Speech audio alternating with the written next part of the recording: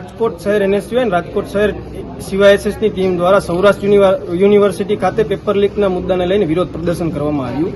જેમાં અમારી બે માંગ હતી કે સૌરાષ્ટ્ર યુનિવર્સિટી કુલપતિ જે આ પેપર લીક મુદ્દે જે સંડોવાયેલા છે તેના વિરુદ્ધમાં કોઈ ચોક્કસ પગલાં લેવામાં આવે અને ક્યાંક ને ક્યાંક પોલીસ ફરિયાદ કરવામાં આવે. અને આ બાબતે સૌરાષ્ટ્ર યુનિવર્સિટી પોતાની ગંભીરતા દાખવતી નથી.